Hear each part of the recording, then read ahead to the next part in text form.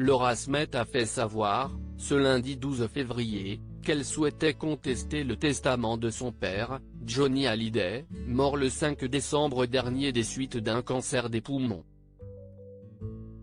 En effet, la jeune femme a appris que le rocker avait décidé de léguer la totalité de son héritage à sa dernière femme et à la mère de ses deux dernières filles, Laetitia Hallyday. David Hallyday, le frère de Laura Smet, sera co-demandeur dans cette procédure, selon son propre avocat. Dans une lettre posthume qu'elle adresse à son père et transmise à la AFP par ses avocats, Laura Smet se désole du choix du rocker.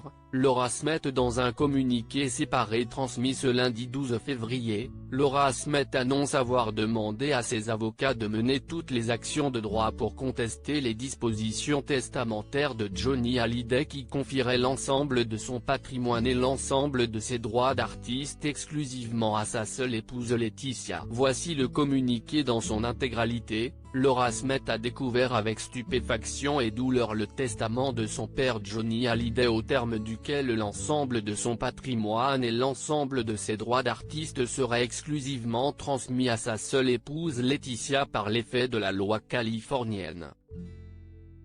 S'il en était ainsi, son père ne lui aurait rien laissé, ni bien matériel, ni prérogative sur son œuvre artistique, ni souvenir, pas une guitare, pas une moto, et pas même la pochette signée de la chanson Laura qui lui est dédiée.